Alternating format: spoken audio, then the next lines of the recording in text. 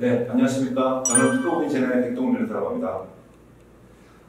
강사 소개라고 돼 있는데 여기서는 연락처만 잘 기억해서다가 나중에 이 강의에 대해서 궁금한 점 있으면 언제든지 연락 주시면 제가 답변해 드리도록 하겠습니다.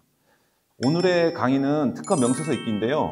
여러분이 이제 특허 검색을 하다 보면 특허 공개 공보, 특허 등록 공보 등을 보게 되는데 이런 특허 공보가 법률 문서이다 보니까 일반인이 쉽게 읽기가 참 불편합니다.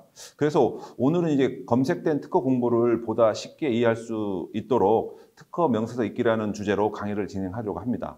본 강의에서도 준비물이 필요한데요.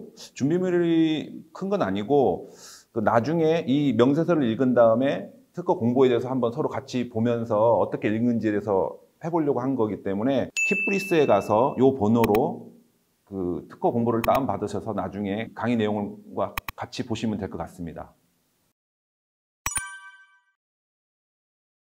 특허 명세서의 공개 형태를 보면요. 처음에 이제 출원인이 특허 출원서와 함께 특허 명세서를 제출해서 특허 출원을 하게 됩니다. 그 이후에 1년 6개월이 지나면 특허청에서는 특허 명세서를 공보 형태로 공개하게 되는데 이를 특허 공개 공보라고 합니다. 그리고 심사 과정을 거쳐서 특허 등록이 결정되면 특허청에서는 최종적으로 다시 특허 등록 공보를 공고하게 됩니다. 우리가 이제 특허 검색을 하면 이러한 특허 공개 공보 또는 이제 특허 등록 공보를 검색하게 되는데요. 본 과정에서는 이런 특허 공개 공보랑 특허 등록 공보를 어떻게 이해할 거냐에 관한 강의 내용이 되겠습니다. 그러면 특허 명세서는 구체적으로 어떤 내용이 들어가는지 한번 살펴보도록 하겠습니다. 특허라는 것은 무형의 기술적 사상인 발명에 부여되는 권리입니다. 따라서 무형의 발명을 글로써 명확히 기재할 필요가 있는데 이를 특허 명세서라고 합니다. 무형의 발명이라는 뜻은 뭐냐면 형태가 없기 때문에 이걸 특허청에 출원하기 위해서는 뭔가를 제출해야 되는데 그게 이제 특허 명세서라는 형태로 제출하게 됩니다. 이런 특허 명세서를 제출하는 직업인 사람들이 변리사라고 하죠. 이 변리사들이 발명 내용을 듣고 글로써 명세서를 작성해서 특허청에 제출하는 일을 하게 됩니다. 특허 제도 측면에서 보면 특허 제도는 발명한 자에게 독점 배탁권을 부여하고 그 대가로 발명을 공개하도록 한 제도입니다. 따라서 출원인은 일반인에게 발명을 명확히 설명하고 또 독점받고자 하는 부분을 명확히 기재해서 특허 명세서를 작성해야 됩니다. 따라서 최종적으로 특허 명세서의 역할을 보자면 출원 입장에서 발명의 설명 부분은 나중에 권리받았을 때 권리 해설서로 역할을 하게 되고요. 그 청구 범위에 기재된 내용은 등록 전에는 이런 권리를 달라라는 권리 요구서로의 역할을 하게 되고 등록 후에는 권리서로 역할을 하게 됩니다. 출원인 측면에서는 그렇지만 일반 공중 입장에서는 아까 특허 제도의 취지에 맞게 기술 문헌으로서 이 특허 문헌을 활용하게 되는데요. 나중에는 특허 청구 범위는 이 특허가 어떤 권리범위를 갖고 있는지를 확인하는 문서로서 역할을 하게 됩니다.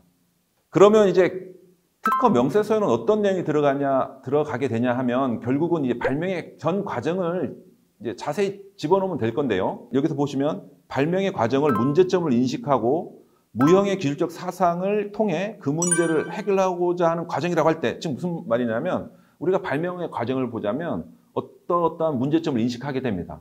이 문제점을 어떻게 해결할까라고 고민하는 게 결국은 우리가 말하는 발명 아이디어가 되죠. 근데 이 발명 아이디어는 무형의 이제 어떤 사상인 거죠.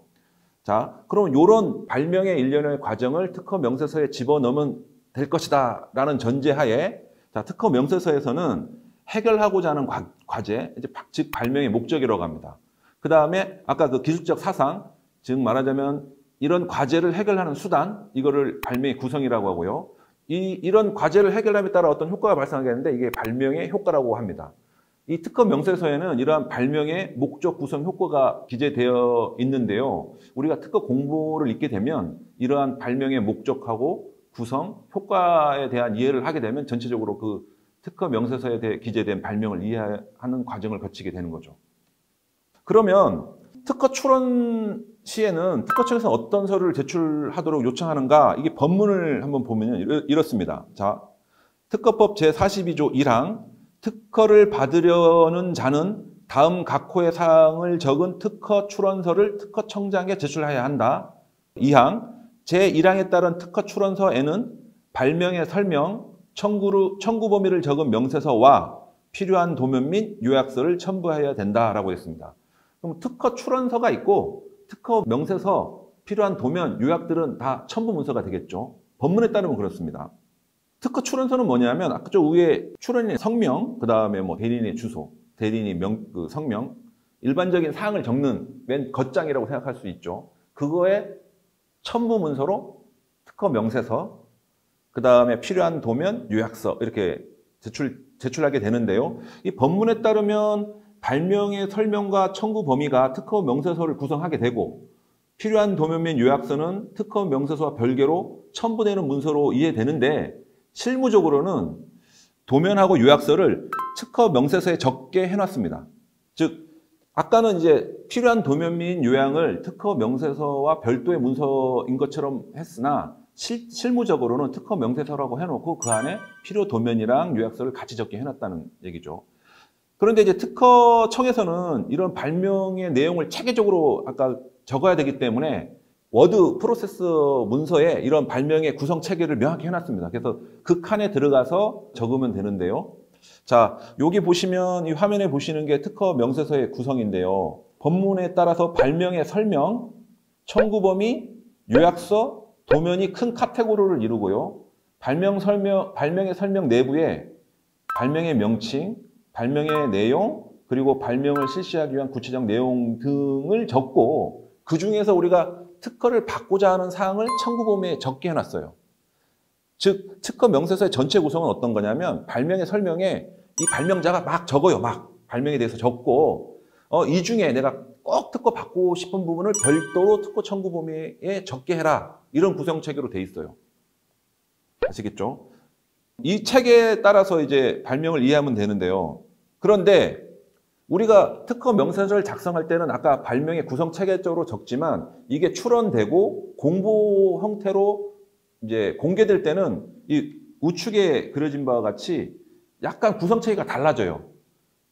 어떻게 달라지냐면 위에 보시면 이렇게 요약서, 대표도, 청구 범위가 앞쪽에 나오게 돼요. 그리고 그 밑에 발명의 설명이 내용이 나오게 돼 있죠. 근데 이제 우리가 읽다 보면 청구 범위가 되게 딱딱한, 왜냐하면 발명의 어떤 등록받고자 하는, 그러니까 권리를 형성하고자 하는 부분을 적었기 때문에 아주 딱딱하게 적혀 있기 때문에 특허 공부를 처음에 딱 읽었을 때 특허 청구 범위 딱 나오는 순간 일반 사람들은 숨이 탁 막히죠.